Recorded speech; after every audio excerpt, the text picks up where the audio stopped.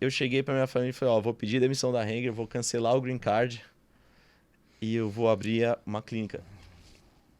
Aí no começo, não, você tá doido, você tá maluco, não sei o quê. Isso foi ali, julho. Mudei pra cá em março, fazendo home office pra lá. Julho peguei aquele business plan antigo e comecei a modificá-lo para o Brasil, para a realidade brasileira. Em novembro eu pedi demissão da Hanger, abri o CNPJ, o meu sócio é o Jairo, que seria tipo o número 1 da minha lista de ser sócio. E por coincidência, em dezembro daquele ano estava acabando o non-compete dele, porque ele vendeu, ele era um dono de clínica, um dos caras mais famosos no Brasil. A nível americano era ele. E ele tinha vendido as clínicas dele fazia uns 3, 4 anos, acabava o non-compete dele, ele era um grande conselheiro ali que eu liguei, queria saber como é que era eu queria saber do mercado brasileiro, ele falou, cara, você quer um sócio? Uau. Eu falei, vambora. Aí guardamos o segredo até virar o non-compete dele, abrimos o CNPJ, pedi a demissão junto. O pessoal na Hanger sem entender por quê, tipo, achando que eu tava cometendo uma loucura e tal, mas eu tinha muito claro na minha cabeça que o ciclo lá tinha fechado e que era isso que eu tinha que fazer e que, junto, não menos importante, pelo contrário, eu salvaria meu casamento. Uau. Ou seja, eu realizaria um sonho que era incerto, que dá frio na barriga, de empreender, de ter minha clínica, mas ao mesmo tempo salvaria o meu casamento. O que é mais difícil, empreender ou se reabilitar de 4 membros? Cara, reabilitar. É. Empreender é difícil também, mas trabalhar no corporativo é muito difícil também. São pessoas altamente estressadas, qualquer um. Então, reabilitar foi mais difícil, é inegável, né? Sim. Por toda essa história que o empreender também se trabalha com o desconhecido, com a incerteza, mas você tem vários exemplos e várias formas de se aprimorar e você tem vários Tem onde cursos. buscar, tem muito mais instrução, muito mais caminho já traçado, né? É. Entendi. Então, tipo, quando eu abri a clínica, eu já tinha feito um curso de economia. Eu sempre me interessei sobre empreendedorismo, sobre administração de empresas. Eu já tinha conceitos de administração de empresa, né? Já tinha um norte, né? Não era Já tinha um norte muito totalmente... claro. Então, acho que a reabilitação foi mais difícil. Aí, em maio de 2021, veio a segunda onda, né? A Delta, a pior de todas. A gente foi fazer a obra em fevereiro de 2021. Tava morrendo 4.000 pessoas por dia no Brasil. E meu pai não podia ir na obra. Meu pai que é engenheiro, tipo, doido pra ver a obra. Ele tinha que ficar em casa, eu não podia ver ele. Só por telefone. E eu ia na obra lá com 2 máscaras. O pessoal lá trabalhando também, todo mundo com máscara, não sei o quê. Construímos aqui em Tamboré a clínica grande, inovadora. Maio desse ano fez 2 anos de Da Vinci, se chama Da Vinci Clinic. E aí hoje já atendemos mais de 200 pacientes 100% reabilitados. Uau. E somos hoje uma das principais clínicas da América do Sul. Hoje temos pacientes de fora até Angola, Bolívia, Paraguai, que vêm de fora do país Então já fazer se com a tornou uma gente. referência no sentido de conseguir reabilitar as pessoas que passam por isso. Respeito muitos concorrentes, tem pessoas boas aqui no Brasil tentando o seu melhor. Eu acho que a gente trouxe muita novidade. E eleva o padrão do mercado, né, cara? Isso é o Quando mais chega importante, alguém, acho que melhora para a pessoa que precisa também da essa reabilitação. população aí de, sei lá, 600 mil amputados no Brasil. Caraca, é bastante coisa, né, cara? É, Mas hoje a prótese ainda ela é algo que não é tão acessível assim financeiramente falando, né? Ou ela já quebrou-se esse conceito? não, nem um pouco acessível. Ela continua Para sendo a um negócio caro, realidade né? brasileira, nos Estados Unidos o plano de saúde paga. Então, eu lá em Chicago, que é um centro caro, eu reabilitava com gente, tipo, de todas as classes sociais. Você vê a gente que era pobre e estava lá porque tinha plano de saúde. Tá. Então lá a maior parte da população tem plano de saúde, então eles têm um É porque sistema a que saúde funciona. lá não tem pública, não existe saúde pública, né? É algo muito caro. Então é quase que todo mundo tem plano de saúde lá, né? E quem não tem um plano de saúde meio que público, que é o Medicare, Medicaid. Que quem não tem consegue uma boa ajuda do governo. As Entendi. pessoas aqui acham que lá é tipo selva, não é bem assim. Tá, Você entendi. tem o Medicare, Medicaid, eu trabalhava muito com isso. Então era muito democrático. Aqui eu imaginava que não seria.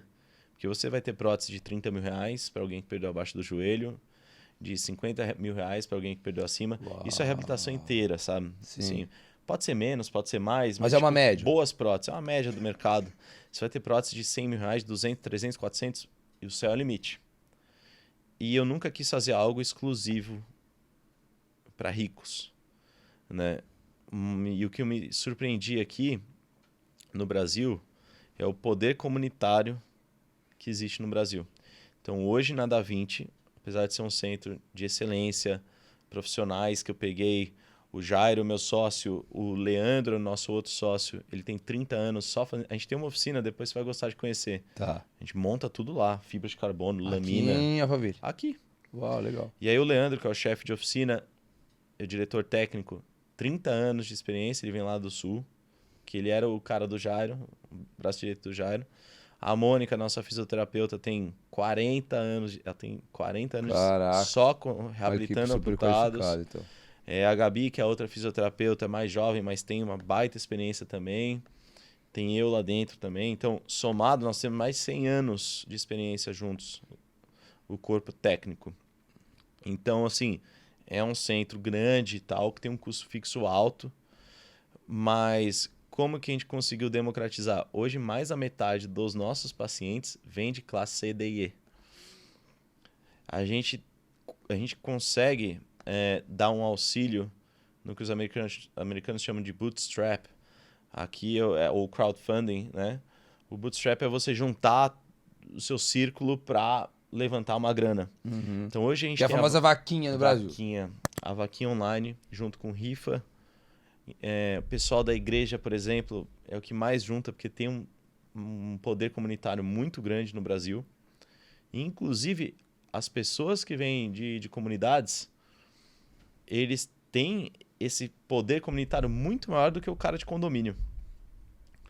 Porque ali todo mundo se ajuda. Compra ideia e... Todo mundo compra ideia. E a pessoa que quer ajudar, por exemplo, como é que pode fazer? Como é que faz para contribuir com isso, por exemplo? Eu não me envolvo pessoalmente em vaquinhas para não haver um conflito de interesse. Tá. Eu não divulgo muito vaquinha porque o cara vai fazer na minha clínica. Entendi. Às vezes eu divulgo pessoas que vão fazer em outras clínicas. A minha ideia com a Da Vinci não é ali que eu vou me enriquecer nem nada. É um sonho. Mas nos Instagrams aí dos pacientes, eles estão sempre divulgando. É dos pacientes, não é algo que parte da própria empresa. Não, a gente dá o auxílio de montar, de ensinar, deles divulgarem. Entendi. Mas... Já tem uma estrutura pré-formatada. Exatamente, um método. Legal. Né? E aí é muito legal, porque aí vai ter gente de todos os tipos lá, todos os backgrounds e não sei o quê. Gente de fora, e a maioria não tem à vista. Sim. A maioria ali junta e tal, e levanta a grana, né? O meu próximo passo é ter uma fundação para quem não consegue, algo que eu sonho em fazer. Eu quero impactar em várias áreas aqui. Legislação é uma área que eu estou começando a entrar para melhorar as legislações que tangem a vida de uma pessoa com computação no Brasil. Então, a clínica, um centro de excelência é a primeira. Aí são várias as outras que eu quero mexer, que eu quero entrar. Entendi. Pô, Pedro, acho que você foi um exemplo não só de lance de superação, mas como a gente pode enxergar aquilo que nos é apresentado, né? Então, acho que tem muito insight legal que a gente pode tirar e aprender com isso. E não tenho dúvida que vai contribuir no resultado de muitas pessoas. Pra gente finalizar, a gente sempre tem uma pergunta em comum aqui. Eu vou até te falar a pergunta, mas a gente quer passar pra você aqui um... Tá pronto aí já, Maiquinho, não? Sim. Já tá pronto? Tá, então até que o pessoal prepara aqui a surpresa que a gente preparou pra você. Opa! Já vou... Essa é a única pergunta em comum que a gente faz em todos os episódios, tá? Uhum. E a pergunta é a seguinte. Pedro, se hoje fosse o seu último dia de vida e você tivesse que escolher uma mensagem para deixar para as pessoas que te escutam, qual mensagem você ia escolher para deixar para essas pessoas? Só pode escolher uma. Olhando para aquela câmera ali, ó, Pedro. A mensagem, se hoje fosse meu último dia de vida. E você pode deixar uma mensagem. Qual mensagem mas não você é o último escolheria? dia deles. É só o meu. É só o seu. Eu vou deixar aqui, ó. Uma mensagem só. Que mensagem você ia escolher para deixar? Uma mensagem que eu deixo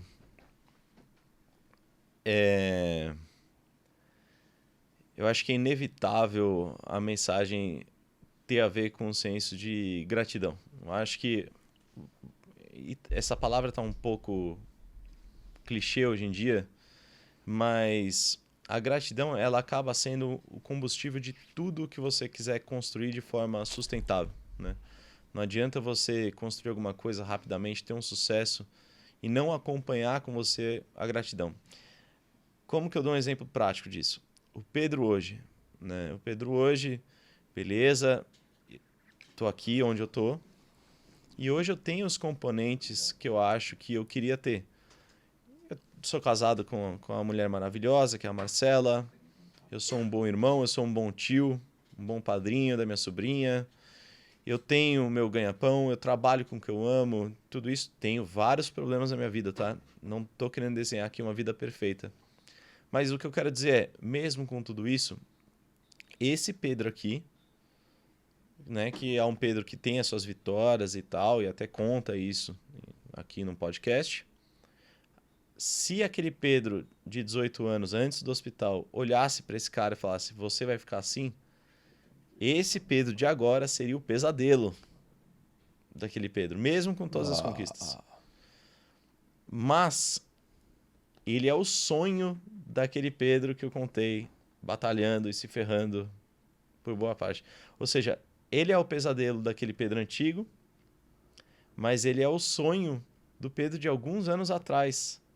Não muitos anos atrás. Eu sonhava em estar casado, quando eu nunca imaginava que eu poderia, né, conquistar alguém dessa forma.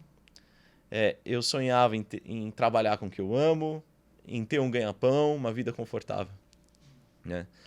Então, é muito importante para mim eu ser grato a tudo que eu tenho hoje, mesmo que o que eu tenho hoje possa parecer pouco ou doído para um Pedro de não muitos anos atrás também, que é aquele Pedro anterior.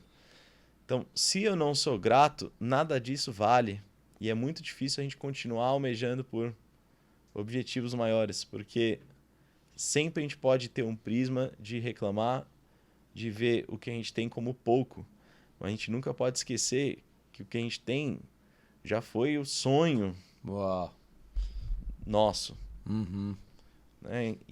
Porém, é muito fácil a gente cair nessa armadilha de sempre querer mais. Uau. E não há nada de errado em querer mais, desde que você não se esqueça de onde você partiu. E entender o quanto você já evoluiu nesse processo, né? Exatamente. Acho que isso é... Acho que o maior objetivo nosso aqui é a gente, de fato, conseguir contribuir que as pessoas transformem esse potencial delas em potência. Porque eu cresci, Pedro, ouvindo que eu tinha muito potencial, as minhas professoras falavam e tudo mais. E quando eu chego na faculdade e com 20 anos me pego sem R$1 no bolso e sem perspectiva nenhuma de melhorar financeiramente e estava num curso que eu nem gostava e tudo mais para agradar pessoas que, né? Eu penso assim, cara, ter um potencial... Cadê todo aquele potencial que eu tinha, que as pessoas falavam que eu tinha? Uhum. Ou seja, você ter um potencial não significa nada, cara. Uhum. Potencial é apenas uma promessa. Yeah. É um fato, simplesmente um ponto que te traz esperança, que dá uma perspectiva da onde você pode chegar. Mas só ter o potencial não significa nada se você não utilizar isso para transformar ele em resultado prático, né? E é pior, né? Porque o cara que tem um potencial pequeno, ele tá lá em cima do potencial dele, ele é muito respeitado. Agora que tem um grande potencial... É uma responsabilidade tremenda, né? E fica longe, né? Isso que acontece quando a gente vê com o Neymar. Que as pessoas, que a nação, que o Brasil, por exemplo, o cobra tanto porque entende que o potencial que ele tem era para ser inúmeras vezes o melhor do mundo. E, cara, acaba sendo uma puta de uma responsabilidade pro cara. E às vezes nem é isso que o cara quer. Né? Então eu acho que a gente quis trazer essa ajuda para as pessoas, porque eu acho que o pior sentimento que eu vivencio na minha vida é justamente esse sentimento de impotência. E não só de termos físicos, falando de não conseguir fazer alguma coisa, mas do termo assim, cara, eu tenho tanto potencial, mas não consigo fazer dinheiro para comer. Isso também é impotência. Você não identificar progresso na sua vida financeira, na sua vida profissional. Pô, esse é o pior sentimento que existe. Sim. Então, a gente poder contribuir com as pessoas dessa forma foi a maneira mais genuína que a gente achou de honrar todas as oportunidades que a gente teve. E eu vejo que você tem muito disso também, né? De querer levar isso para as pessoas também, aquilo que você vivenciou, e inspirar pessoas de alguma maneira. Né? Então a gente tem muito em comum também. Se você tem esse senso de respeito ao seu passado, às suas experiências e até o seu trabalho presente virar uma forma de honrar e demonstrar essa gratidão, acho que é muito mais fácil você encontrar aquilo que o pessoal chama de propósito, né? Você alinhar propósito. É muito difícil de você viver uma vida de propósito sem ter essa gratidão. Entendi. Por quem te ajudou, pelas suas experiências e tal, né? Então... Tá pronto aí ou não? Ah, mas já? Tá, então. Editor Vamos aí, lá, ó. o nosso videomaker aqui, Michael Douglas, preparou pra gente aqui. Michael Douglas? Michael Douglas, é. Aí sim. Por causa do ator, né? É. Seu pai era fã. Era fã do ator? Coloca aí na TV, isso, boa. Aumenta o volume aí, Renatinho. Aí, dá play. Em tempo real aqui, ó. Pedro, você concorda comigo? Pô, a câmera engorda a gente, hein? Pronta. Caramba. Aquele metal lá do início do processo? Caramba. O forjamento, ele é baseado em 3 princípios: fogo, pressão e tempo. Qual que é a etapa do fogo da nossa vida? Etapa do calor. É aquela época da nossa vida que a gente entende o seguinte, cara, não ganho quanto gostaria e para eu ganhar mais, o conhecimento que eu tenho hoje não é suficiente, então eu preciso aprender algo novo. Quando a gente aprende esse algo e coloca esse algo em prática, a gente parte para a segunda etapa do processo. E é a etapa em que existe o maior número de desistentes.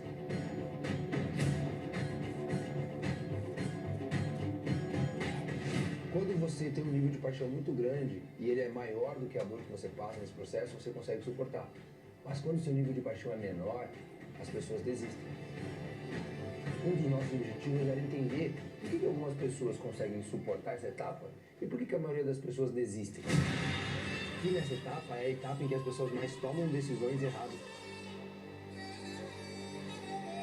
No tempo, ela tem como objetivo desenvolver na gente 2 coisas: fé e perseverança. Então, o que isso nos mostrou? Que alta performance pra gente não tem nada a ver com trabalhar 40 horas. Está muito mais atrelado a utilizar a ferramenta na função certa. Não. Tá aprovado, Pedro, não? Oh, o diretor aí. O editor. Gente, Caramba. e Pedro, a gente quer até usar isso e para mostrar o quanto a sua presença aqui é especial, quanto você contribuiu com essa obra, dizer que você pode contar com a gente do Forjando Resultados, as portas estão sempre abertas para você, sinta-se em casa, tá? E conta com a gente, cara, a gente adorou te conhecer aí. Pode deixar o Instagram Com aqui? certeza, tuas redes sociais todas, vamos deixar abaixo desse vídeo, fala aí como é que o pessoal te acha. Pedro Pimenta Life. Colocar Pedro Pimenta ali é o primeiro que aparece. A da clínica é da 20 Próteses. Né? E é isso, acho, né? No Instagram. Pedro, pede para as pessoas aqui, para os ferreiros, como a gente denomina as pessoas que estão buscando se desenvolver, forjar esse resultado melhor, pede para elas se inscreverem no canal, porque eu já tô aqui 1 ano e 3 meses pedindo para as pessoas se inscreverem, cara. Mas precisa de alguém diferente todos os dias para pedir, para que as pessoas curtam, deem um Ali, like, naquela compartilhem. Exatamente. Galera, ouve o Vinícius aí, ajuda ele aí. O pessoal aqui colocou um investimento muito bacana. E com certeza eles têm uma visão de tornar isso aqui maior, com convidados cada vez maiores e tal. Então, se você assistiu esse episódio aí e gostou, não custa nada clicar no se inscrever, Isso deixar aí. um joinha, Comentar. interagir, né? No modo Exatamente. geral, que essas interações eu sei que ajudam os caras pra caramba. Então, ajuda os caras aí. Valeu. Pedro, obrigado ao nosso parceiro BMW do Brasil, que nos ajuda a levar essa mensagem ainda mais pra frente. A alta performance é BMW e BMW é Gran Brasil. Então, gente, nós ficamos por aqui. Até o próximo episódio. Um beijo no coração e nos vemos com outro convidado, com o próximo convidado, já na terça-feira, tá bom? Um beijo e tchau, tchau.